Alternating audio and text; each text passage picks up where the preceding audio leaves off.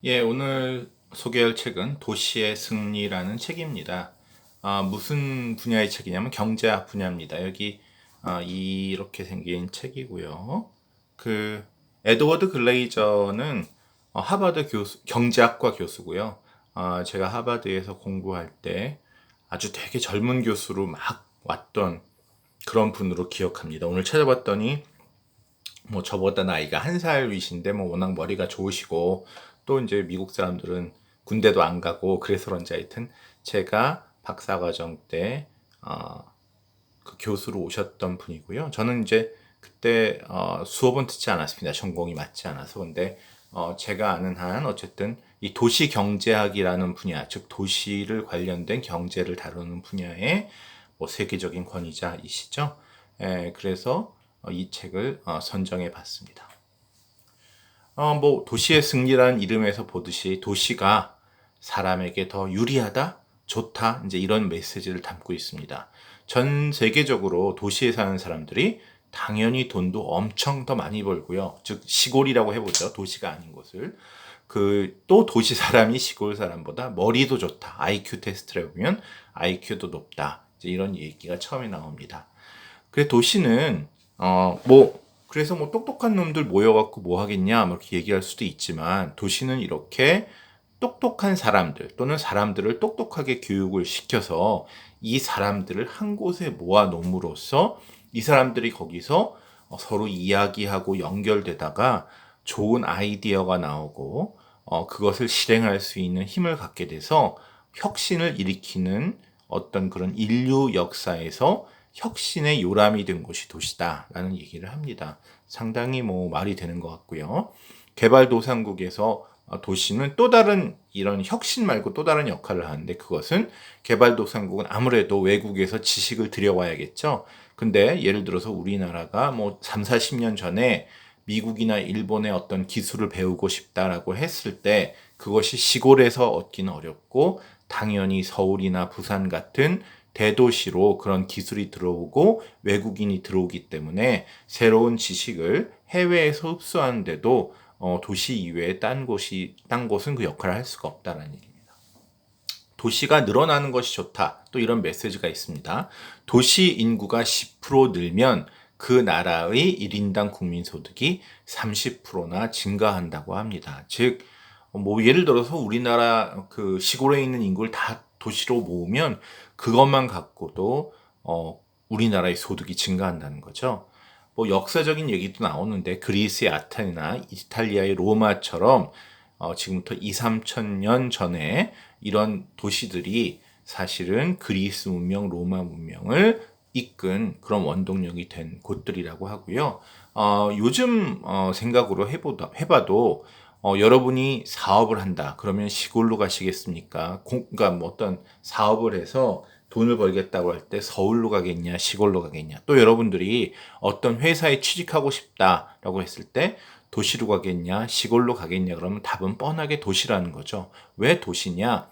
예를 들어서 시골에도 좋은 기업이 있을 수가 있습니다. 뭐 우리 동네에 무슨 논밭밖에 없는데 거기 아주 좋은 공장이 하나 있어서 거기에서 일을 하면 되고 한다는 생각을 할 수도 있지만 예를 들어서 이게 자동차 회사인데 그 자동차 회사 부품 회사가 요새처럼 경기가 안 좋아서 안 되면 여러분들은 그 동네에서는 자동차 회사가 안 되면 그냥 그 동네는 끝입니다.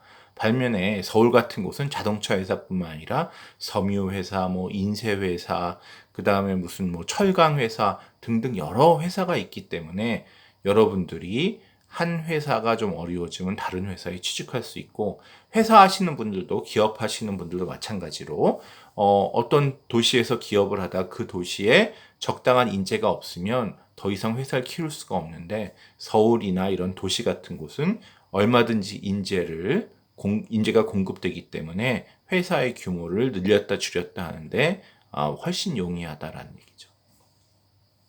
제일 이 책에서 재미있었던 것이 뭐냐면 바로 이 장면입니다. 시골 인구가 늘면 환경에 도움이 될까요, 안 될까요? 우리들은 도시에 사람들이 많이 모여 사는 것이 환경에 안 좋을 거다라는 선입견을 많이 갖고 있는데요. 현실은 이것과 정반대라는 겁니다.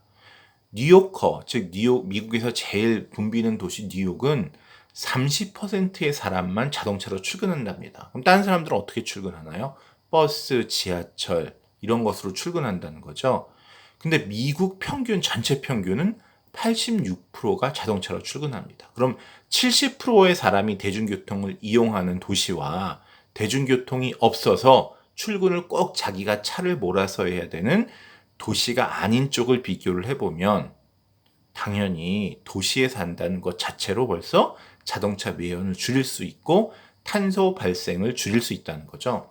또 이런 자동차 매연 그에 대한 연료비 소비뿐만 아니라 교외의 넓은 주택은 냉방 난방의 비용이 높다는 겁니다. 아파트에 살면 윗집 아랫집이 있어서 윗집 아랫집이 같이 냉방을 하면요, 난방을 하고 냉방을 하면 사실은 혼자 단독 주택보다 훨씬 열 손실이 적다는 거죠.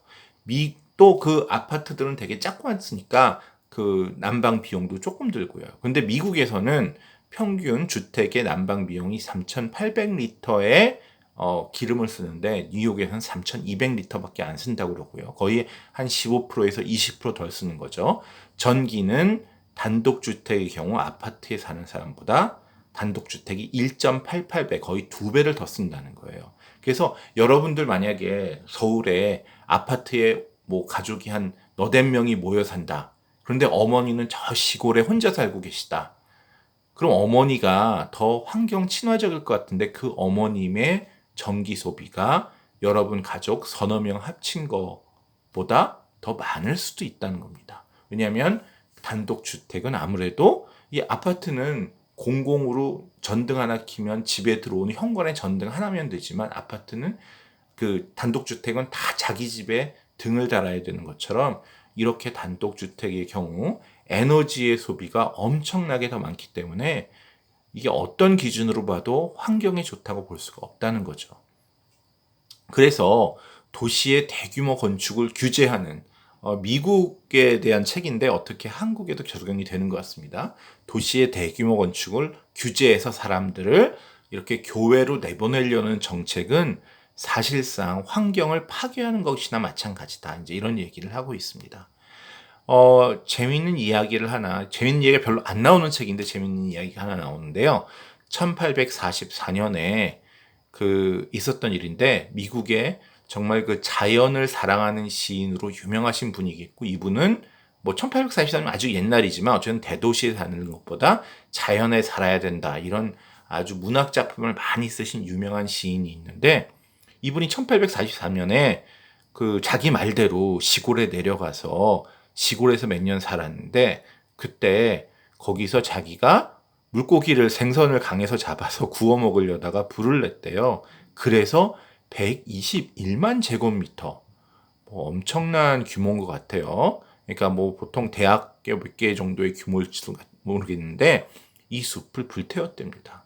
그래서 이렇게 자연이 좋다고 했던 이 시인이 자연으로 돌아가지 않고 그냥 뉴욕에서 계속 살면서 시를 졌다면 이렇게 엄청난 양의 화재가 나서 오히려 자연이 훼손되지 않았을 거라는 아주 좀 역설적인 예를 얘기하는데요.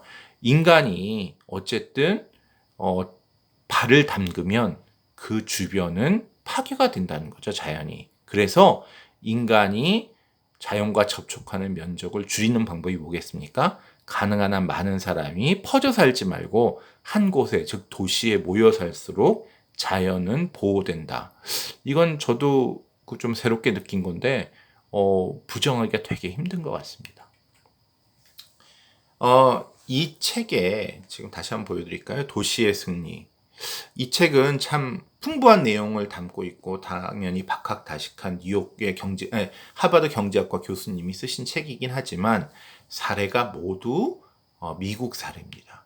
그래서 여러분들이 뉴올리안즈, 휴스턴, 밴쿠버, 시카고 이런 도시들을 가보지 않으시면 이 책을 이해하시는데 좀 어려움이 있을 겁니다. 그 도시를 이미 다 아는 미국 사람들이 얘기하는 것처럼 쓰고 있거든요.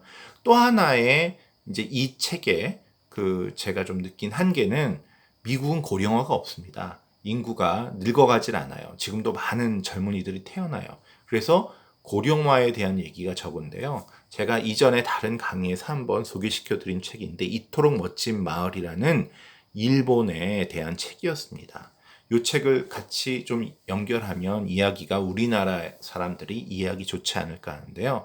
이토록 멋진 마을이라는 것은 인구가 막 감소하는 우리나라와 같이 우리나라보다 먼저 시작해서 인구가 감소하는 일본에 가보면 시골에 인구가 팍팍팍팍 줄어서 도시들이 막 시골 도시들이 파산합니다. 왜 젊은 사람 하나도 없고 연세 드신 분만 가득 있어서 뭐 세금은 거치지 않고 이러니까 막 도시가 다 황폐화되고 있는데 그런데 이렇게 황폐화되는 도시들 중에 그 성공한 곳이 한두 곳이 있다는 것이죠. 그게 바로 이 두 번째 줄에 나오는 도야마시가 대표적인 성공 사례인데요. 어떻게 성공했냐면요. 이 도시에 그나마 남은 사람들을 도시가 이제 약간 시골에 있는 도시니까 여러 군데 흩어져 있는데요. 이 사람들을 어떻게든 다 도심으로 모았다는 겁니다. 즉 인구가 원래 뭐 30만인데 20만으로 줄었다. 근데 원래 30만이 살던 도시에 20만이 줄면 군데군데 막 비어있고 빈집이 있겠죠. 이 사람들을 시장이 정책을 써서 다 어쨌든 시내로, 그러니까 뭐 20만이 살던 20만을 더 시내로 모여서 많은 시의 많은 부분을 아예 버리고요. 시내 중심에는 나름 사람들이 바글바글 살도록 유인을 한 거죠. 그랬더니 여기에 갑자기 가게와 기업들이 생기더라는 겁니다. 왜냐하면 여러분이 음식점을 내는데 20만이 여기저기 흩어져 있으면 음식점이 돈을 못 벌겠죠. 그런데 20만이라도 한 곳에 확 모여 있으면 3, 40만이 여기저기 모여 흩어져 있는 것보다 20만이 한 곳에 모여 있는 곳에 식당을 내면 더 손님이 많다는 거죠. 또 기업도 이런 곳에서 사업을 하고 싶다는 거죠. 그래서 이렇게 남은 인구를 다 모아놨더니 거기에 다시 한번 경제가 활성화되고 그래서 떠났던 젊은이들이 다시 이 도시로 돌아오게 되었다는 얘기입니다. 그래서 인구 밀도가 낮은 지역이 결국 문제를 일으킨다. 특히 우리나라처럼 고령화 저출산으로 인구가 줄어들 것이 뻔히 보이는 이런 국가에서는 자꾸만 지금 우리나라의 정책을 보면 옛날에 60년대, 70년대 했던 것처럼 도시에 있는 사람들을 자꾸만 시골로 보내자 이렇게 얘기를 하는데 사실은 지금 인구가 줄어드는 걸 생각하면 시골의 인구를 서울로, 부산으로, 광주로 이런 식으로 각 지역의 대도시로 모으는 것이 우리의 미래에 도움이 되는 길이라는 거죠. 그래서 환경을 살릴 뿐만 아니라 이렇게 인구 밀도를 높여서 한 곳에 사람을 모으면 또 하나는 세금이 낭비되는 것을 막는다는 겁니다. 도야마도 시장이 가장 답답해하는 게 아무도 가지 않는 도로를 막 10분, 20분 가면 거기 집이 딱 한 채 있다는 거예요. 그 사람을 도심으로 이사를 시키면 이 도로를 20분 걸리는 이 도로를 그 한 집 때문에 자기가 관리하고 거기 있는 다리를 관리함으로써 거기에 들어가는 돈이 어마어마하다는 거죠. 즉 이렇게 한 집을 위해서 엄청난 세금을 낭비 또는 소모하느니 그 사람을 돈을 주고 도심으로 모으면 그 도로를 관리하고 다리를 관리하는 그 돈으로 오히려 도심을 더 개발하고 그 사람의 집값을 보조해서 오히려 도심이 더 개발될 수가 있다는 거죠. 그래서 이런 지혜를 저희가 한번 꼭 생각해야 될 시기가 된 것 같아서 말씀을 드렸습니다. 역사적으로 도시가 항상 좋았던 것은 아니고요. 지금부터 100년, 200년, 300년 전에 도시는 사실은 시골보다 좋지 않았다고 합니다. 문바이에 지금 인도에 있는 문바이의 평균 수명은 인도 평균보다 7년이 짧답니다. 왜냐하면 위생이 좋지 않고 그다음에 그래서 병에 잘 걸리기 때문에 사람이 많이 죽는다는 거죠. 예전에 런던이나 뭐 동경이나 뉴욕이나 이런 도시들이 100년, 200년 전에는 오히려 사람들이 수명이 줄어드는 그렇지만 이제 일자리 때문에 왔지만 삶의 질이나 수명은 줄어드는 그런 곳이었고요. 특히 식수의 오염이 원인이었고 그 다음에 시골에선 좀처럼 벌 수 없는 범죄가 원인이었다. 하지만 여러분 다 알다시피 지난 100년 동안 도시의 식수가 오염되지 않도록 다 손을 써서 더 이상 도시에 전염병이 도는 일은 없어졌고요. 그 다음에 범죄가 한때 창궐한 경우가 있었지만 지금은 이제 경찰 시스템을 확립해서 미국의 뉴욕이 제가 어렸을 때 지금부터 30년 전에는 아주 범죄의 온상이었지만 요즘 가면은 밤에 돌아다녀도 안전해 보이는 그런 도시가 됐죠. 안전한. 그래서 지금 뉴욕을 가보면 남자의 평균 수명이 미국 평균보다 2.7년이 길답니다. 조금 더 자세하게 연구를 해봤는데 이 젊은 사람이 죽는 대부분의 이유가 사고와 자살이랍니다. 자살이 꽤 큰 이유라네요. 그런데 당연히 우리는 저기 도시에서 사고가 많이 날 것 같잖아요. 아니랍니다. 시골에서 차를 몰고 다니다 교통사고가 나거나 시골에서 사고가 많이 나고, 도심은 상대적으로 워낙 사람이 많으니까 사고가 매일 나는 것 같아도 평균적으로 인구 100명당 사고율 이런 거는 시골보다 도시가 훨씬 낮고요. 적고요.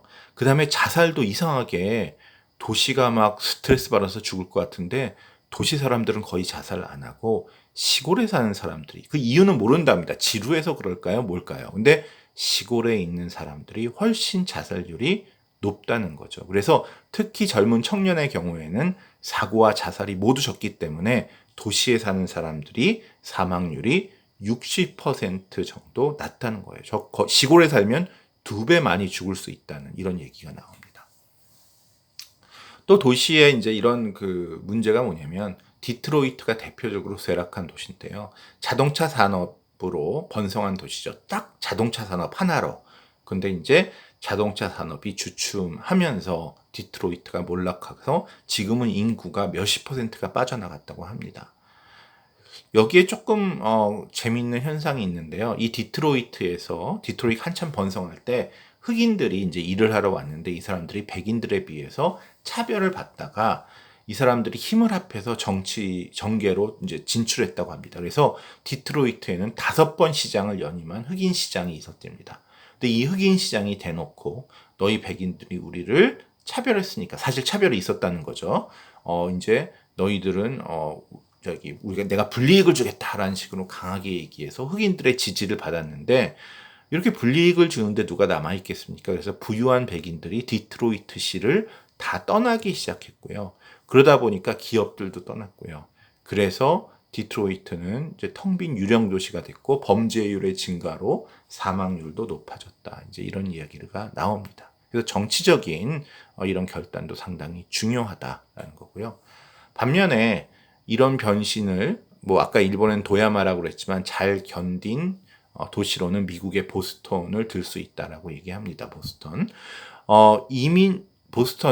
처음 미국에 영국 사람들이 오면서 이민자들이 막 들어오니까 이민자 대상 사업을 했는데요. 그 다음에 이제 더 이상 영국에서부터 이민이 안 들어오니까 그 다음엔 카리비안의 설탕 같은 거를 가져다가 영국에 파는 삼각무역을 했다고 합니다. 근데 이런 것들이 이제 뉴욕이나 다른 큰 도시들이 더 나으니까 보스턴이 그때 한번 몰라 그랬고요. 그랬더니 이번에는 배 다루는 사람이 많으니까 선박 기술을 이용해서 조선이나 이런 사업이 번성했고, 이제 그것도 딴 데 뺏기자. 그 다음에 이번에는 섬유 기계를 제일 먼저 영국에서 가져와서 산업혁명을 미국에서 제일 처음 시작했다는 거죠. 또 잘 알다시피 또 이런 산업혁명도 뉴욕이나 필라델피아 같은 도시에 또 뺏기니까 요번에는 이제 하버드, MIT, 보스턴 대학 등 최고 대학이 이제 있지 않습니까? 그래서 컴퓨터, 금융, 바이오 등의 이런 산업으로 옮겨가서 한마디로 지난 한 400~500년 동안 보스턴은 끊임없이 변신을 하면서 여전히 미국에서 최첨단 도시로 버티고 있고요. 디트로이트와는 다른 거죠. 자동차 산업에 올인했다가 안 된. 또 차이는 디트로이트 같은 경우는 자동차 산업에 올인하면서 거기에 있는 대부분의 주민들이 이렇게 지적이지 못하고 교육을 많이 받지 못한 반면에, 당연히 보스턴은 뭡니까? 세계 최고의 대학들이 쭉 있는 곳으로서 그 지적인 인재들이 많이 있는 곳이고, 이런 지적인 인재들을 기반으로 환경이 변하면 재빨리 적응했다는 거죠. 또 한 곳은 시카고인데요. 시카고는 또 그 데일리라는 그 시장이 연임을 하면서 시카고를 발전시켰다고 하는데, 일단 친기업적으로 정책을 폈다고 합니다. 또 하나는 다른 많은 도시들이 너무 높은 건물이 시내에 들어서는 걸 막는 반면에 시카고는 높은 건물 짓고 싶은 대로 마음대로 짓고 아파트 짓고 싶은 대로 마음대로 지어라 라고 허가를 해줬다는 거죠. 그래서 건축 규제를 완화해 줬더니 어떻게 됩니까?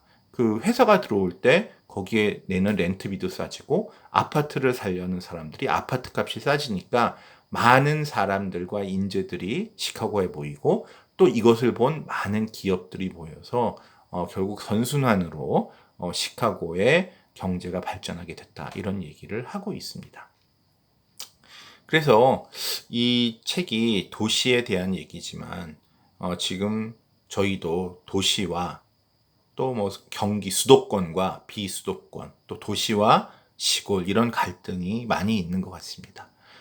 그런데 아까도 말씀드렸듯이 도시라는 것이 경제나 여러 가지 발전에 중요한 것에 더해서 이런 고령화 인구 감소 사회에서는 결국 도시로 인구를 모으는 수밖에 없다.